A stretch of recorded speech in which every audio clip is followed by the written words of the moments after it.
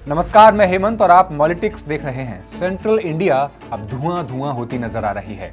यहाँ अडानी की mining company ने सिर्फ पेड़ ही नहीं काटे हैं बल्कि घरों को भी तबाह कर दिया है, क्योंकि मामला काले सोने का है, यानी कोयले का।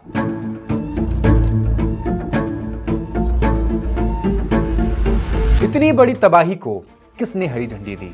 कैसे कोई कंपनी जंगलों और लोगों की जिंदगी को बिना किसी बड़ी रोक टोक के खत्म कर सकती है? सबसे बड़ा सवाल तो यह है कि दुनिया का सबसे बड़ा कोयले का जंगल अडानी ने कैसे हथिया लिया है। एक गांव छत्तीसगढ़ में है। हरे भरे और घने हसदेव अरंड जंगल के किनारे बसे इस गांव का नाम है केटे। कई लोग कांता कहते हैं, कई लोग केंटे भी कहते हैं। हसदेव अरण्य जंगल खनन माफियाओं के लिए स्वर्ग कहा जाता है और इस स्वर्ग पर राज चलता है एशिया के सबसे बड़े आदमी, सबसे अमीर आदमी गौतम अडानी का। ये जंगल भारत के कुछ ही उन जंगलों में से एक है जो 1500 से ज्यादा वर्ग किलोमीटर्स में फैला हुआ है। यहाँ की जमीन दुर्लभ पौधों और एंडेंजर्ड जानवर जैसे स्लॉथ, बियर और हाथियों का घर माना जाता है। यहाँ के सेल के ऊंचे ऊंचे पेड़ आसमान को छूते हैं, लेकिन ये जंगल मानो शापित हो गया है क्योंकि यहाँ मौजूद है 5 अरब टन कोयला।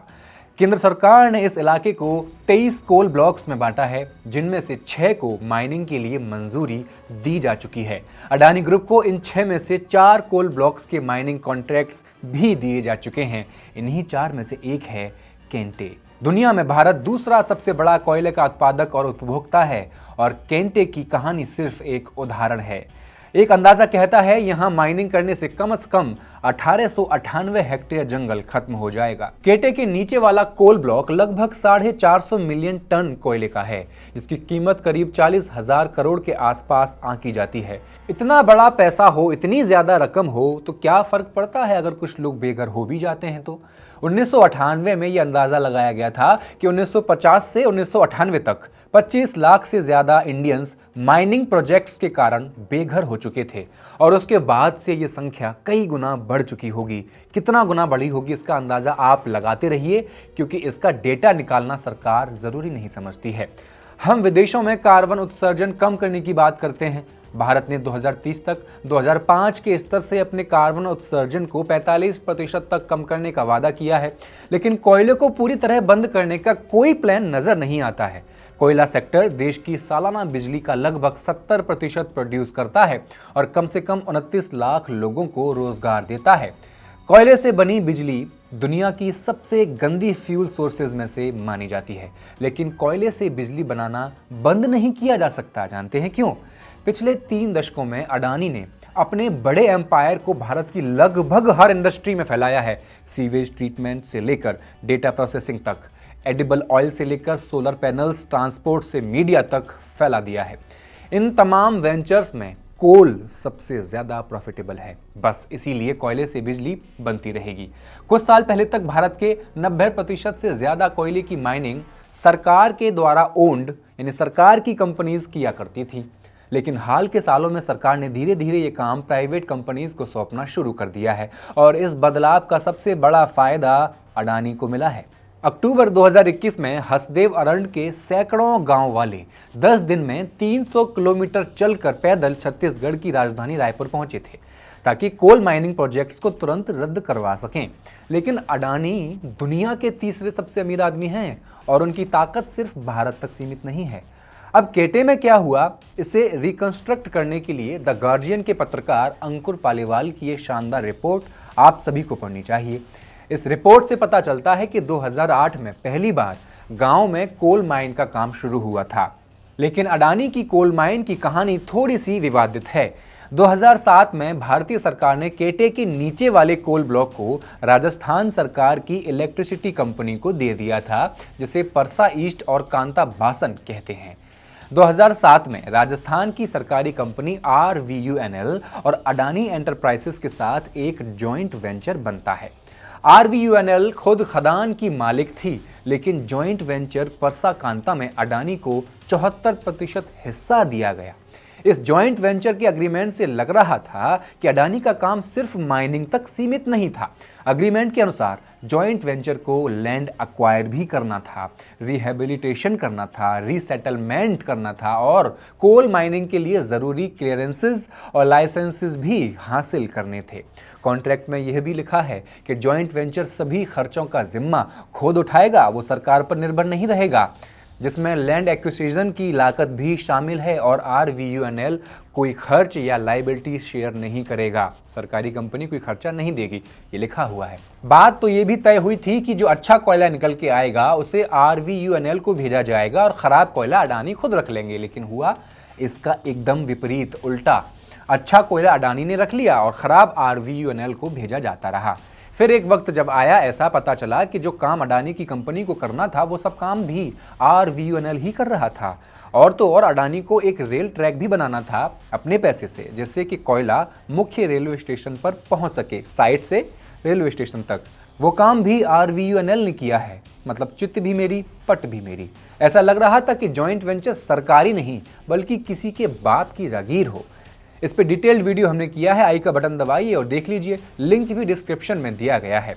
अब सवाल हमारा मुख्य ये है कि अडानी को ये कोल ब्लॉक की डील कैसे मिली और कैसे आदिवासियों के विरोध के बाद भी माइनिंग चलती रही। माइनिंग शुरू होने से कई साल पहले ही अडानी के प्रतिनिधि गांव पहुंचने लगे थे और अपने आप को अडानी के कर्मचारी के रूप में पेश करते थे। गांव वालों को मनाने की कोशिश करते थे कि वे अपनी जमीन कोल माइनिंग के लिए दे दें। अगले 4 साल तक गांव वाले बेचारे विरोध करते रहे, विरोध चलता रहा, लेकिन धीरे धीरे कम होता चला गया विरोध, या कहें कि बड़ी चतुराई के साथ विरोध दबा दिया गया। कैसे समझते हैं।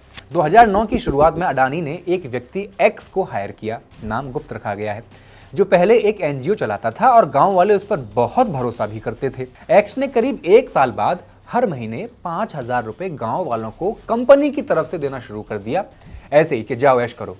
उसने गांव वालों से कहा कि उसे इन पैसों के बदले कुछ नहीं चाहिए और गांव वालों से ये भी नहीं कहा कि ये पैसे कंपनी से आ रहे हैं या कहां से आ रहे हैं। गांव में कोल माइन पर मीटिंग्स हुआ करती थी शाम को।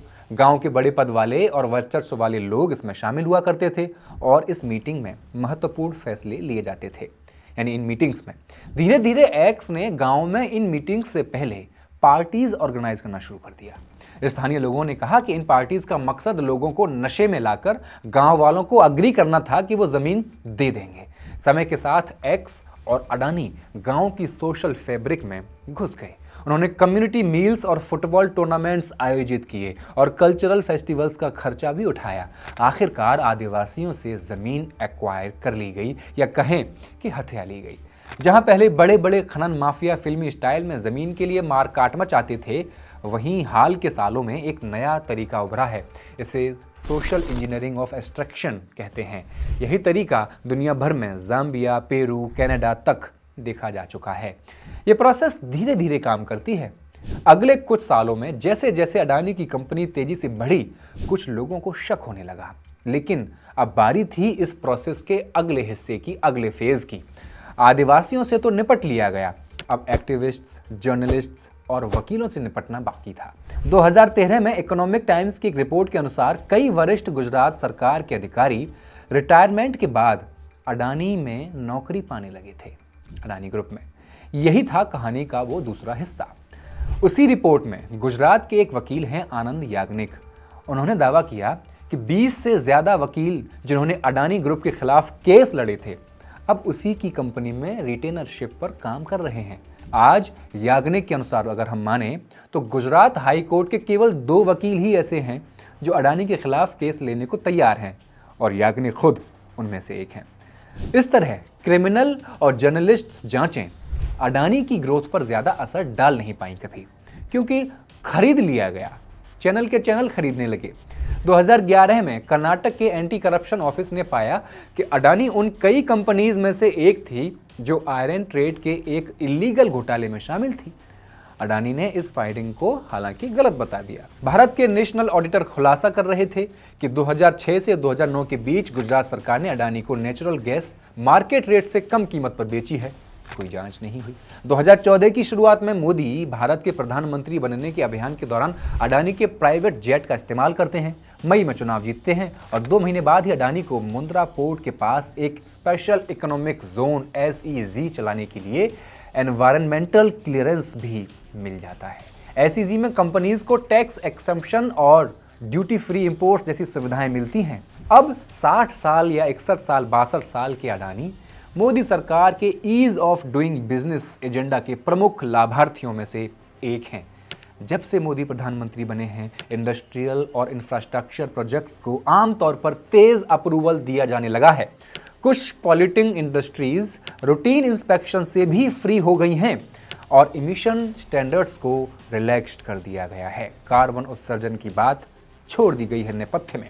इंडियाज फॉरेस्ट कंजर्वेशन एक्ट में अमेंडमेंट्स ने आदिवासीज के हाथ से पावर निकाल करके लोकल गवर्नमेंट को दे दी है।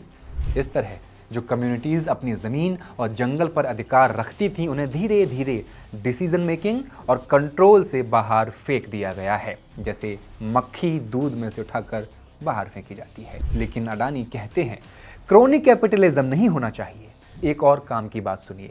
लैंड एक्वायर करने के लिए हर एप्लीकेशन में एक लेटर बहुत ज़रूरी होता है। उसमें लिखा होता है कि कम से कम गांव के आधे एडल्ट मेंबर्स जो जंगल पर डिपेंडेंट हैं, उन्होंने इस प्रोजेक्ट के लिए अपनी सहमति दी है या नहीं दी है।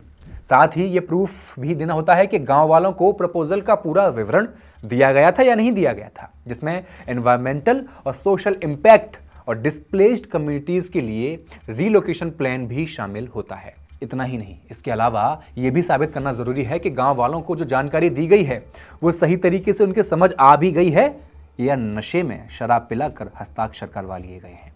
लेकिन केटे के रहने वालों का आरोप यह भी है कि स्थानीय निर्वाचित अधिकारी अडानी के प्रतिनिधियों के साथ मिलकर के डॉक्यूमेंट्स में धोखाधड़ी कर रहे थे, गांव वालों को इंपॉर्टेंट मीटिंग्स के बारे में बता नहीं रहे थे और कोल प्रोजेक्ट से जुड़ी अहम जानकारी छुपा रहे थे। कई गांव वालों ने कहा कि उन्हें अक्सर ब्लैंक रजिस्टर्स पर साइन या अंगूठा लगाने के लिए कहा जाता था। अब एक और इम्पॉर्टेंट बात, मई 2011 में हसदेव अरंड में कोल माइनिंग प्रोजेक्ट्स की नेशनल एनवायरनमेंट मिनिस्टर द्वारा की गई जांच से गांव वालों के ये आरोप आंशिक रूप से सच भी साबित होते हैं।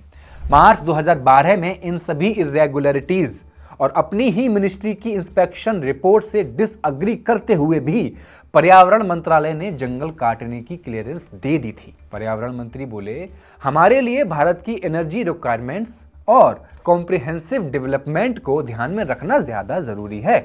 अब घाट बर्रा एक जगह और है इसी गांव के पास, उसको अगले फेज के कोल ब्लॉक माइनिंग के लिए चिन्हित कर दिया गया है, जो 2028 में शुरू होने की उम्मीद है।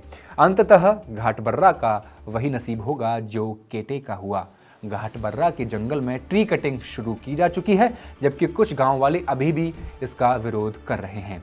इस रिपोर्ट से एकदम सब कुछ साफ हो गया कि कैसे दुनिया का सबसे बड़ा कोयला भंडार एक कॉरपोरेट को सौंप दिया गया। वहां के मूल निवासी आदिवासियों को पैसे और शराब पिलाकर हस्ताक्षर कराए गए और एक बार फिर कॉरपोरेट के आगे किसान मजदूरों को झुकना ही पड़ गया। धन्यवाद।